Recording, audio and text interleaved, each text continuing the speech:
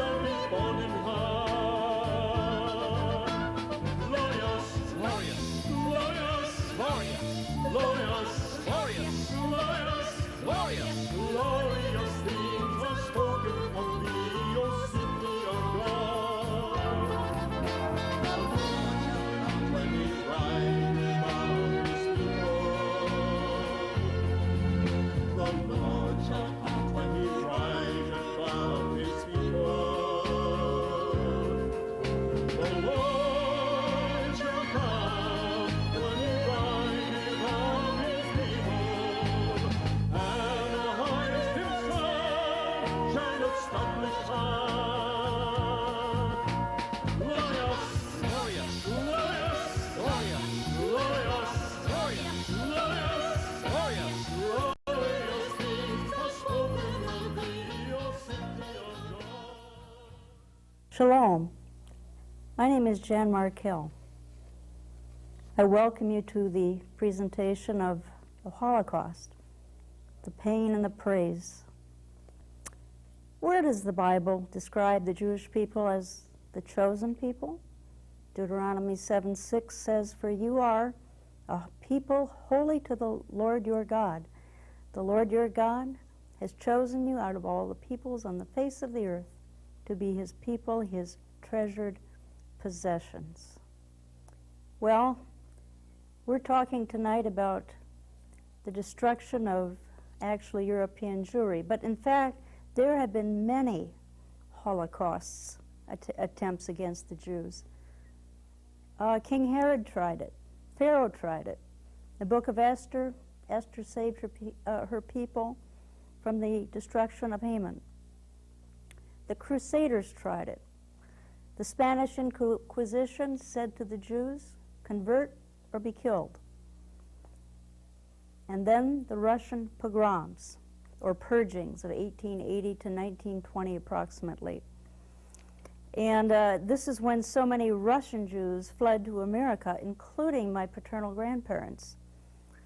Here, Russian Cossacks, sanctioned by the Russian Orthodox Church, destroyed villages and sections of towns where Jews lived in Russia.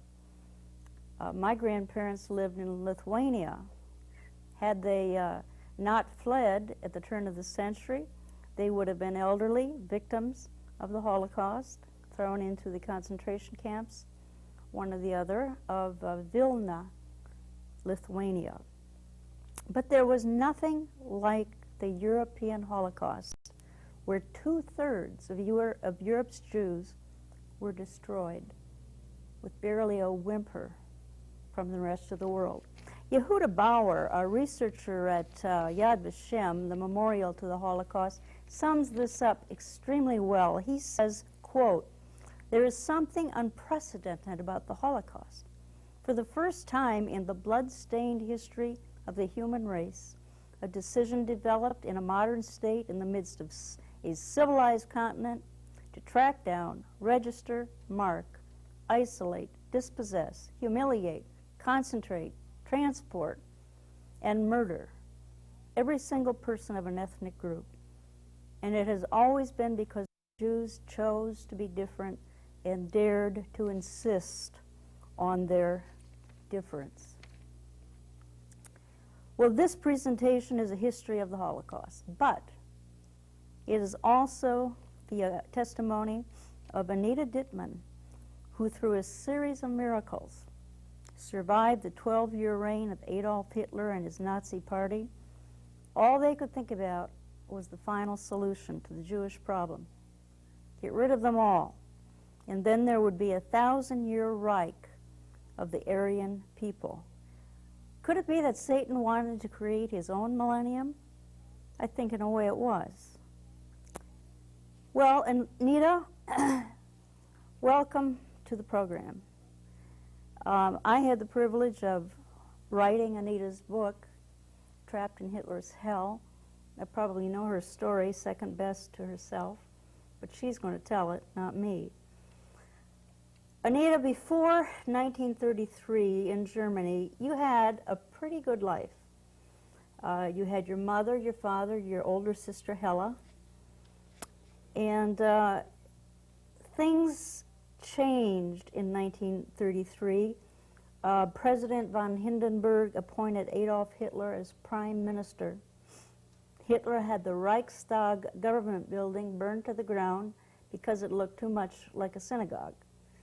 But then he blamed the Jews for it having burned down.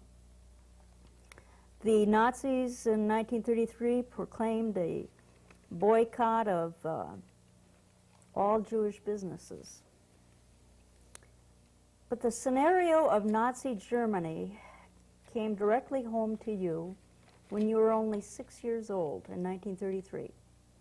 One of the first traumas was that your father abandoned you because he simply could not take, he was an Aryan, non-Jew.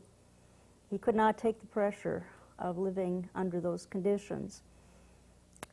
You were beaten up by school kids and called a dirty little Jew. In your book, you state that you overnight entered poverty. You had to register. But it was the dance that was so heartbreaking. What happened? When I was about at the end of first grade, my ballet teacher invited me to participate in a real gala performance where I would dance alone in front of a very large audience. Mine was a number of many. But when my number came up, I was just overwhelmed by the applause that I received. And I know my teacher had great dreams for my future, that I someday would be famous like she had been. Only to find out the next day that there was a big article in the paper, and on the front page they described each dance. And when they came to my number, they said, the dance was superbly performed by young Anita Dittman, but the German audiences are no longer willing to be entertained by a Jew. And then to top it off, all the funds had run out. We were too poor to continue my ballet lessons. And right there and then, that beautiful dream to become a famous ballerina, it just crumbled into 1,000 little pieces. But you know, God has a wonderful way to scoop up with his hands all the fractured pieces of our hopes and dreams and make them into a plan of his own, a plan much more conducive to our spiritual growth. In 1934, German President von Hindenburg dies, and Hitler becomes the head of state, head of the Nazi Party. He actually had an 88% approval rating amongst the German people. He had them under a satanic spell. They adored him to the point that they let him get away with mass murder.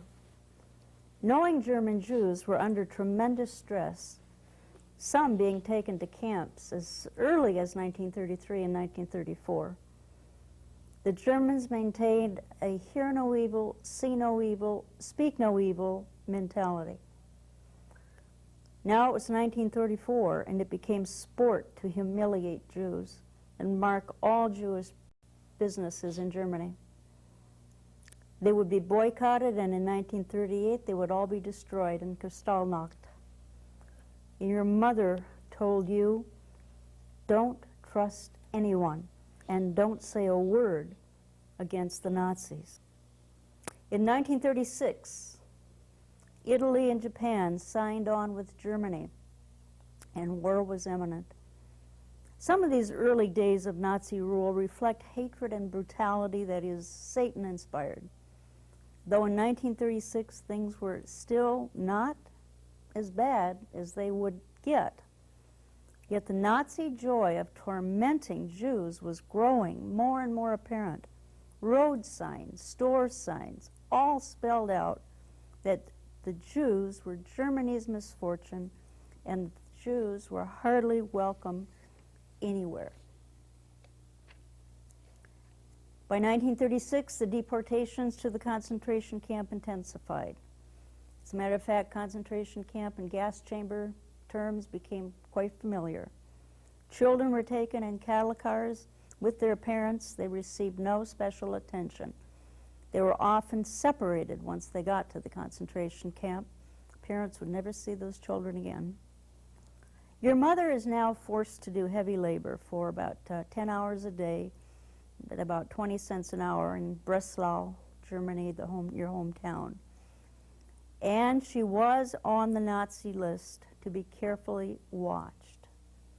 But you, your sister, and your mother were still together.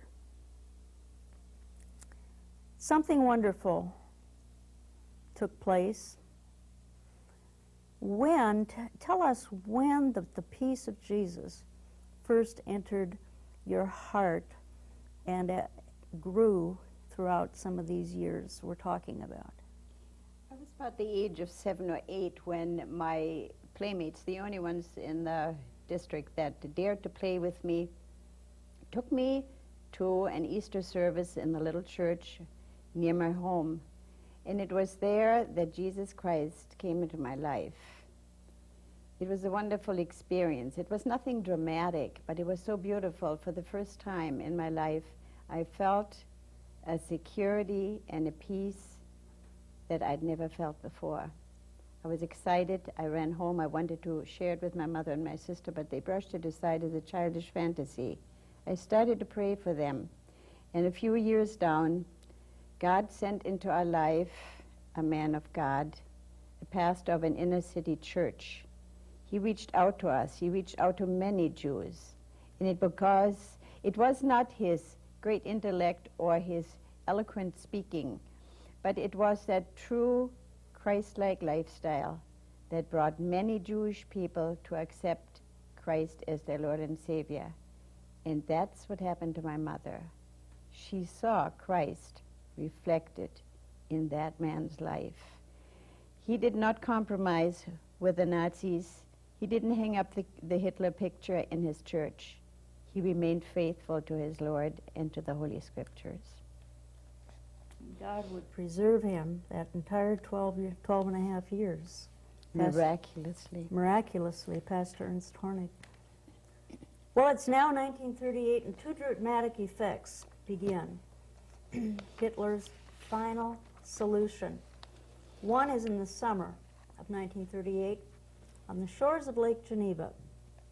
Many nations of the world had a conference there, and Hitler had a representative there. And they met together, these nations, to decide what to do about Jews needing a refuge. And they bickered with one another, and they decided, no, we're not going to take any, or we'll take a handful, or we'll take just a few children. Well, Hitler's rep went back to Adolf Hitler and said, do what you want with them. Nobody cares. Well, suddenly we saw the fulfillment of Jeremiah 30:17. It is Zion for whom no one cares. Second was Kristallnacht, Night of Broken Glass, in November, when all Jewish businesses were destroyed in Germany, and now there was a literal war against the Jews. Even though your own personal torment, food rations for only one small meal a day, and you were evicted from your small apartment to a tiny 4-room apartment, one room for each family, different families, in the Jewish ghetto of Breslau. You maintain hope going into the summer of 1939 because Pastor Hornig had worked to get your passports out of Germany. Describe this dramatic scene of hope in the summer of 1939 as you wait for these passports, which you're sure are on the way and you're sure will lead you to freedom. These passports were going to help us to go to England. In July of 1939, my sister's passport arrived, and on August 31st, she was getting ready to start her journey through Holland and then to England. We promised her that we'd be reunited with her any day, only we didn't know that on September 1st, the next day, all the borders were closed to any traffic going out of the country, air as well as by land. No foreign mail was allowed into the country. And with that, our hopes and dreams to go to England was canceled, totally destroyed, because our visas got lost in the mail. And so Mother and I found ourselves trapped in Hitler's hell. And of course, on that date of September 1st, Germany had invaded Poland, which is why all of this happened. And now the war was official. Well, partly because of the Nuremberg Law, that law gave you a certain amount of protection to any Jew who had converted to Christianity and or who had been married to an Aryan, a German non-Jew, which was the case in your family. And you still had it quite good compared to other Jews throughout Europe, and you and your mother were still together. I will never forget you, my people. You are graven on the palm of my hand. I have brought you from every nation, every tribe, for to dwell in this land. No, I'll never forget you, no, I'll never forsake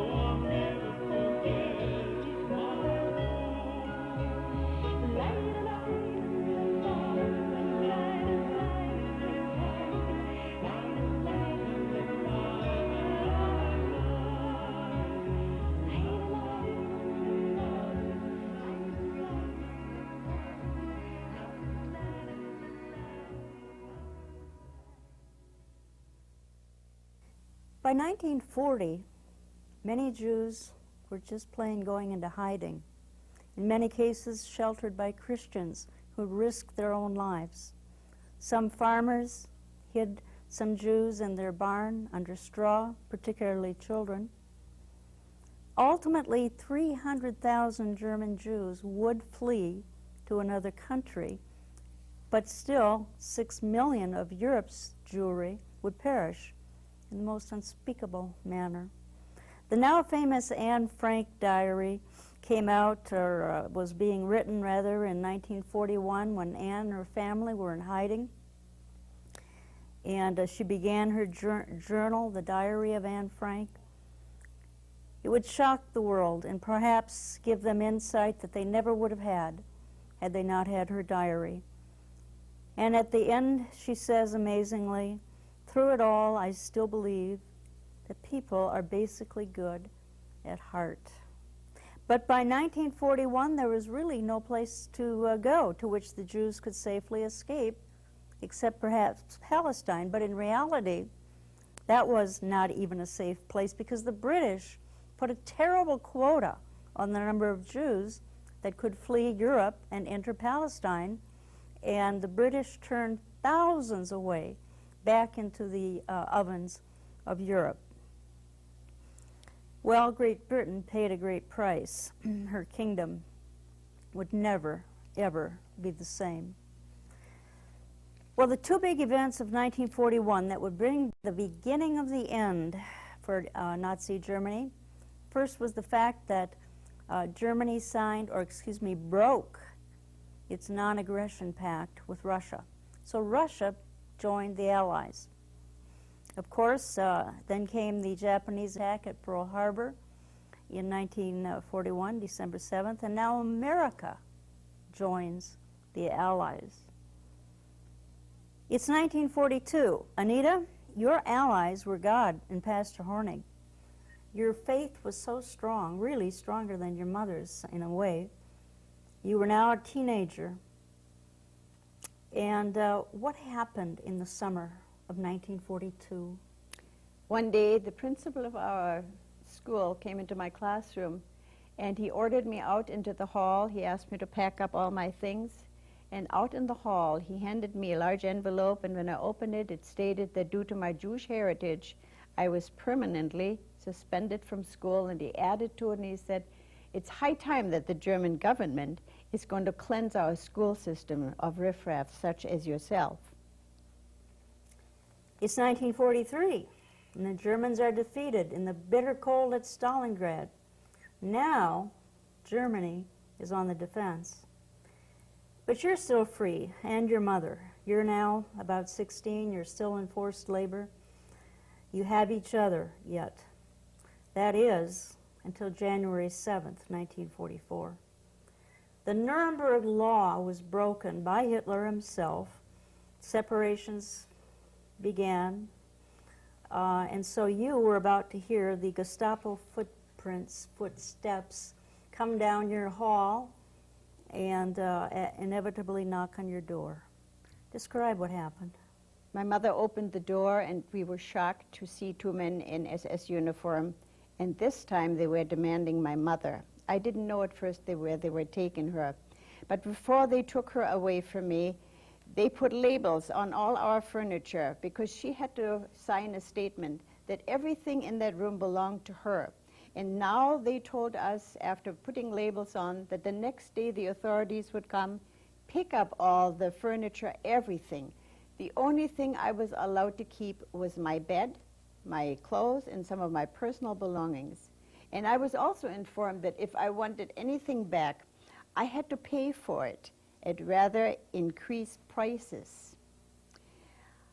I didn't know at first where they had taken my mother.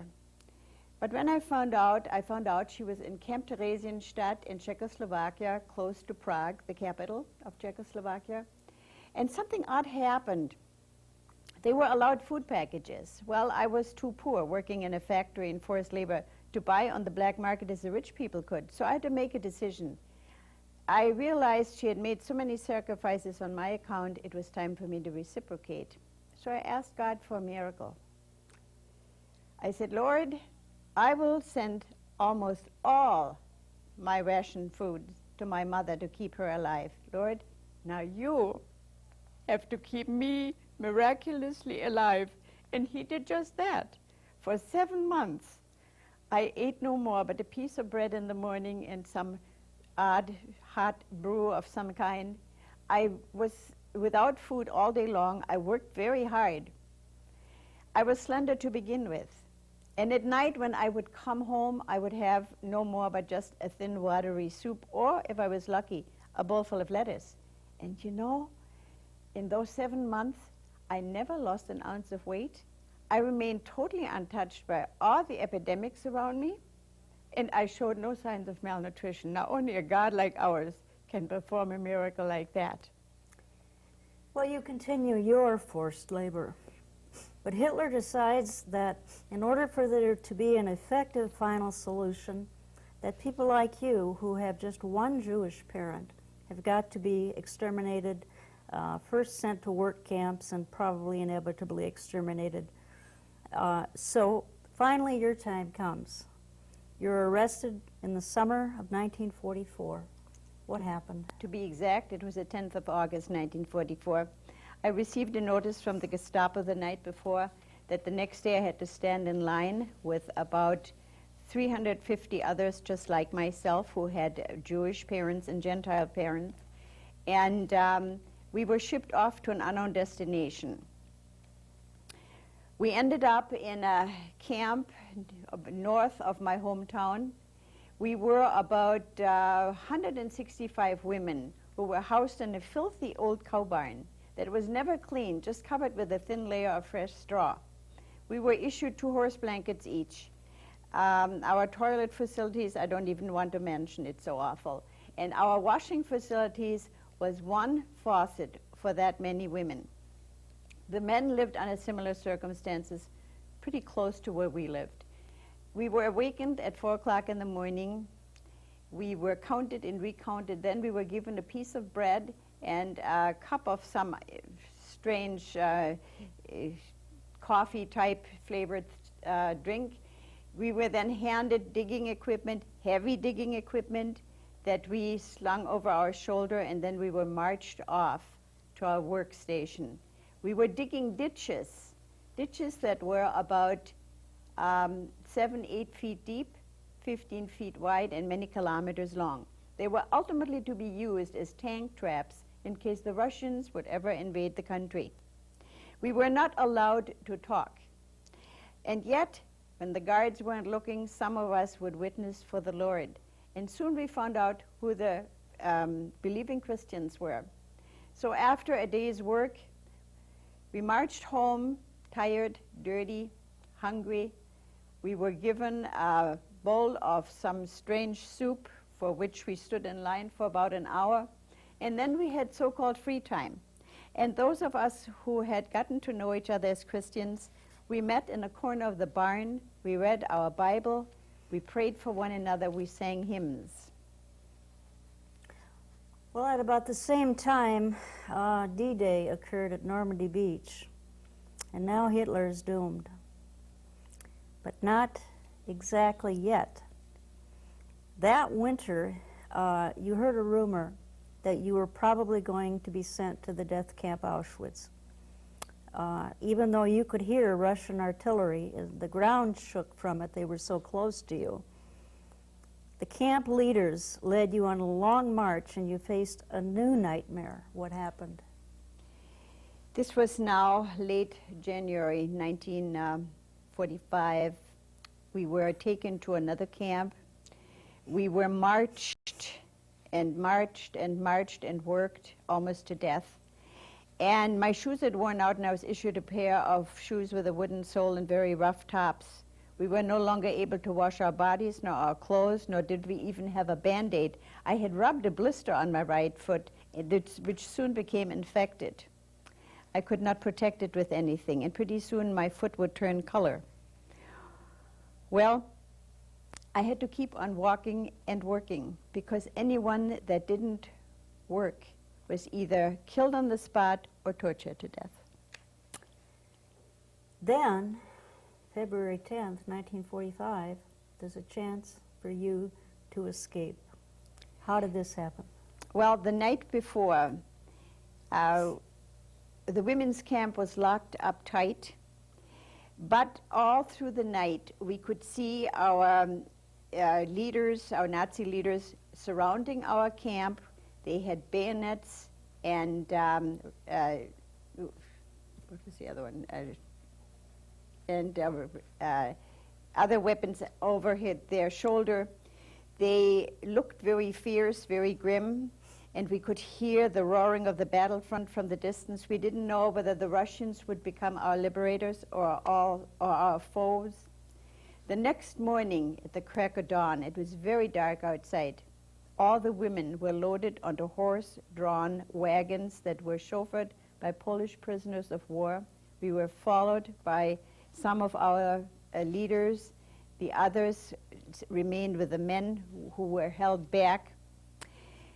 Well, there were 5 of us girls who were very close to our Lord and close to each other, and we prayed that if it was God's will, would He deliver us out of the hands of our persecutors. Soon we came to our new destination. Big iron gates swung open. It was still very dark outside, but we could see in the center of a complex were barracks. In the middle of that complex, big smokestack rose unto heaven. The whole complex was surrounded by barbed wire fences that were loaded electrically. We knew what that meant. At that moment, as we were looking around and our leaders conferred with one another what we are going to do, because they had no keys, they had no lamps, 3 of my dear friends escaped through the dark forest, since it was still very dark outside and they were not seen. And then 2 of us were asked who would volunteer to go to the nearest factory that owned this camp to get lamps and to get the key. And so my girlfriend and I saw that this was the opportunity that God had given to us, and I could hardly walk anymore. So we climbed back on the wagon, and we were followed by one of the leaders of our camp. But it was slippery outside, and he was on a bicycle, and he kept falling down all the time. And while this was happening, my girlfriend and I handed this Polish prisoner of war money and cigarettes, and we begged him to hurry up, to whip the horse, and pretty soon we were whisked off, and we lost our leader in the snow, and we were going to the nearest railroad station where we were united with our other 3 friends, where we had an opportunity to escape in demolished Russian tanks that were transported on railroad flatbeds. Soon, we were far, far away from our persecutors. Perhaps your Polish driver, another angel in disguise. Yes. Since you encountered so many of those. Well, in a sense now you're free, but the war isn't over yet. So you've escaped, but the war would be over in a matter of weeks, but the infection in your foot and now your leg was actually life-threatening at this point. You had to find a German hospital and hope that your sort of blonde streaked hair would hide your Jewish heritage. It's the spring of 1945. Before we hear your dramatic hospital story and your effort to find your mother, a few words need to be said about the liberation experience itself that was going on throughout Europe. It was a bittersweet ordeal for the Allies, and particularly the Americans. Should we have entered the war sooner? In some concentration camps, the Allies were met with overwhelming joy and enthusiasm from the few survivors. At the same time, the Allies came upon mass graves with hundreds of Jews piled on top of another. The world, by and large, was going to become outraged. Volumes would be written about this historical event. Dozens of Holocaust-era films were to be made. And as a matter of fact, even the UN was going to vote for an independent nation of Israel on a sympathy vote because of what they observed in these concentration camps that were being liberated. Most of the Allies said they just simply had no idea things were this bad. We do have one photo here along the way of General Eisenhower as he's overlooking a mass of bodies that have starved to death. And he too said he had no idea things were this desperate. The Allies in total said we did not know things could possibly be this bad. Whether that is true or not, we will never know. But you found a German hospital, and the Russians were about to liberate that town very shortly. What happened when you sought help for your wounds? Two of my campmates hauled me in a little kiddie cart to the nearest hospital because the infection in my leg was raging in my whole body. I was very feverish, and a Nazi nurse, super Nazi nurse, greeted us with a Heil Hitler and received me into the hospital. I looked like any German girl would, and I didn't say anything, and my friends beckoned me to keep my mouth shut as much so that she would not find out who I was. But after about 3 days of being hospitalized, I had to submit to surgery. A very lovely woman doctor who became my angel of mercy later operated on me. And under the anesthesia, which was administered to me by this Nazi nurse, I must have spoken of who I was. Because when I woke up from the anesthesia, the nurse said to the doctor, my, but did that little girl ever talk a lot? And immediately I realized what I must have said, because her act of kindness changed into total sadism. She literally tortured me because there was a medal and an honor bestowed upon every Nazi that would kill a Jew, and she took that upon herself. And because of what she did, I had to undergo 3 more serious operations. The last one was so critical that it could have almost cost me my life or my leg. I prayed for God's mercy to prevail, and He performed a miracle of miracles, because all these weeks that I was hospitalized, I had no antibiotics and a nurse that tried to kill me. And yet, here I am. Both my legs are mine. Another wonderful thing was the day that I had my 4th surgery, God kept this nurse away, and another nurse administered the anesthesia, because all she needed to do, she could have just given me a few more drops of ether, and I would have been dead. Well, you had a friend, your good friend, who was so horrified by your condition. You had come so far, you were so close to freedom, and she just couldn't understand how all of this could happen. What did you tell her? Well, when she confronted me after she saw my horrible oozing wounds, she couldn't understand how God could possibly permit something like this. And I said, remember in the camp we used to recite very often in Romans 8:28, and all things work together for good to them that love God. I said, all things. I guarantee you that one of these days, these wounds are going to be my protection. I said to her, God never makes a mistake. Well, finally the Russians invade this small town with this hospital, and you and the other patients are taken to an air raid shelter underground. Describe this incredible scenario. We were men and women and children all in one very large room, and as the Russians had occupied the town, many of them came down into the basement. They stole our food, they took away our kerosene lamps, they just left us candles, and they were raping women, nurses, doctors, patients alike.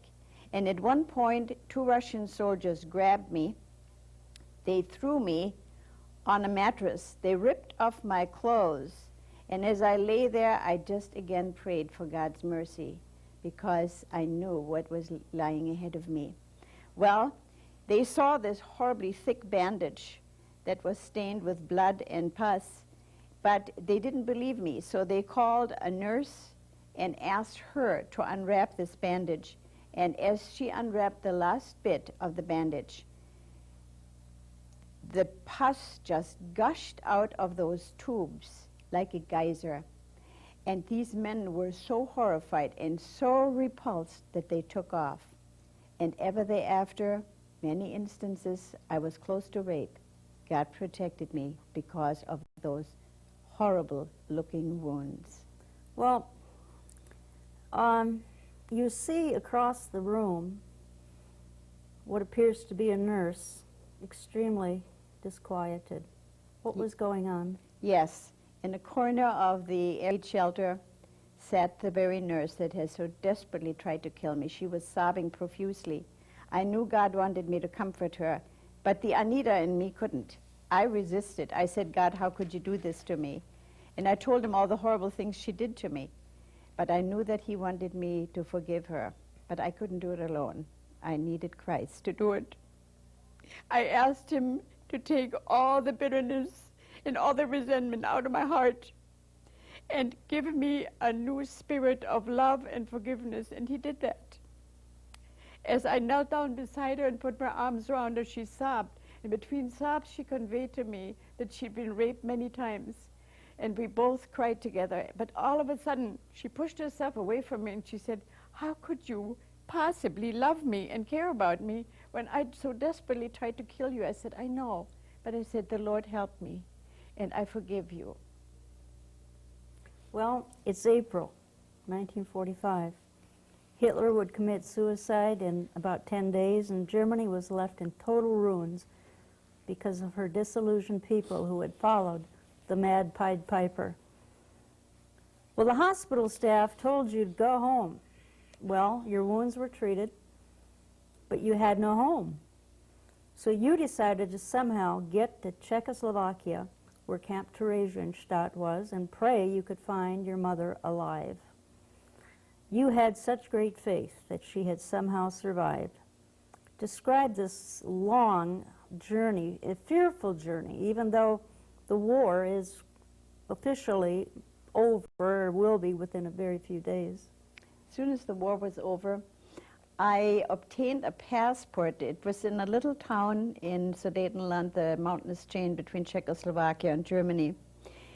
And there, that passport stated in 2 languages, Russian and Czech, who I was, where I came from, what happened to me, and where I was going. And the Czechs were well aware what Theresienstadt was. I was, however, warned that Germans are not treated kindly by the Czechs, and I looked very German, and I couldn't speak Czech. So one fine day, June 7th, 1945, I set out on a very long, very treacherous journey, but God protected me every step of the way. And at one point, I was in a train, and I felt a man's hand on my shoulder. And as I turned around, he spoke to me in Czech. He looked at me kind of fiercely at first because he saw my blonde hair. He even shouted a term at me that means German, but not a complimentary one. But as I had just enough time to pull out of my pant pocket this passport, and he read it, and in his own language, his eyes filled with tears, and he then spoke to me in a broken German, and he conveyed to me that he was a Jew, that he had been incarcerated for many years, had lost his entire family, and was going back to his hometown, Prague. And he said to me, I will walk with you, I will talk for you, I will protect you. And he did that. And as we reached Prague, he introduced me to a young policeman with a jeep. He paid him money so that he could feed me and that he could take me to my mother's camp. And as I turned around, and I wanted to thank this wonderful man, it was like he had vanished in the crowd. I couldn't see him anywhere. I turned to this young police officer and said to him, you know, I think I just saw an angel. And he said also in a broken German, lady, that same God that sends you angels better send us safely to your mother's camp. And I came to realize what he meant, because we drove through rubble and rubble, the worst destruction, a typical sign of man's inhumanity. When we came to the camp, a horrible sight awaited us. The gates of the camp were locked, and on the brick walls that surrounded this camp was a poster of the skull and the crossbone, and it said, "Camp under quarantine, entrance forbidden." There was an epidemic of typhoid toward the very last, before the war ended, and but the Russians had brought doctors in and cured the epidemic, but only a handful survived. Those that hadn't been killed by the Nazis before, many of them died in the typhoid epidemic. I pleaded with them, my escort pleaded with them to let me in, and finally I broke down and cried. I don't think it was my tears, I think it was just the Lord that inspired these guards to open the gates. When I finally said goodbye to my nice escort with the Jeep, and I walked into the place where I would find out, wasn't she alive? I hadn't heard from her for about 11 months. Neither one of us knew that the other one was still alive. But praise the Lord, she had survived. But when we first saw each other, we were almost like pillars of salt. We couldn't move. We were so overwhelmed by it all. And then we cried a lot, and we hugged a lot, and we talked to each other, and we praised the Lord. She had an opportunity that day to go back to our hometown with a chartered bus, and her friends had beckoned her to go with them. But somehow God must have whispered into her ear that I'd be coming in the afternoon. And she had told her friends, I know my daughter. She'll be coming here looking for me. And so I did. Well, you're sent to a refugee camp in Bavaria. Where else were you to go? Breslau was 80% destroyed. There was a committee in America called the American Christian Committee for Refugees that was formed to get people like you and your mother safely to the United States. And so, on June 18th of 1946, 900 of you homeless Jews boarded this boat for America. Describe the feeling as you spot the Statue of Liberty through the fog. As you had been up all night on the boat, you and the rest of the young people, you just couldn't wait to see it. It was awesome. It was a very, very foggy night. The foghorn blew every 5 minutes. None of us slept. And it was the very early morning that through the dense fog, we would see the Statue of Liberty. Oh, what an awesome sight. After 12 years of torture and oppression, finally to be free. I'm grateful to America for letting us come. It's a wonderful country. Satan overplayed his hand in the Holocaust because what was about to happen was to backfire on him. As I referred to earlier, the United Nations was about to take a vote. It would turn out to be a sympathy vote. Should Palestine become an independent nation of Israel? And even the communists, Russian communists, voted unanimously yes. Well, Israel was granted her full independence on May 14th of 1948. Let's take a look at next year in Jerusalem.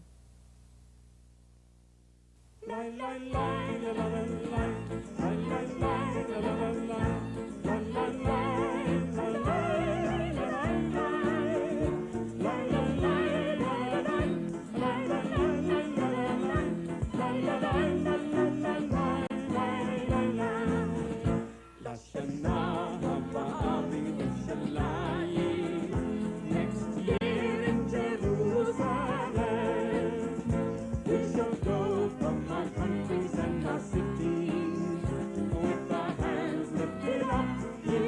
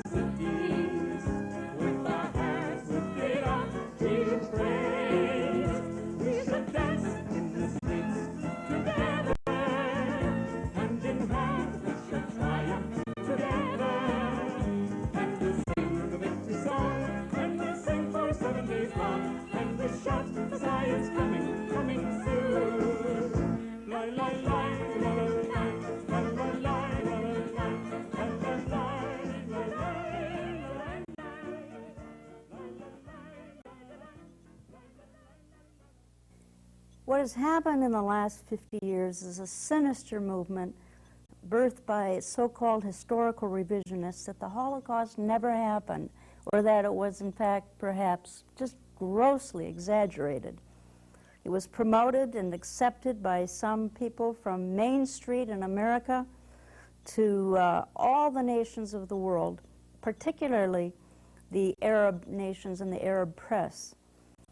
Israel finally decided she had to release Adolf Eichmann's journal, which was a day-by-day account of what actually happened, since he was responsible for so much of it. And this would be to challenge these historical revisionists.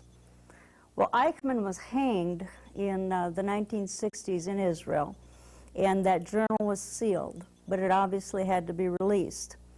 Though the Arab press bitterly promotes Holocaust denial, as you will see in the pictures, they still call the Jews Nazis. They picture Prime Minister Ehud Barak as a modern-day Hitler.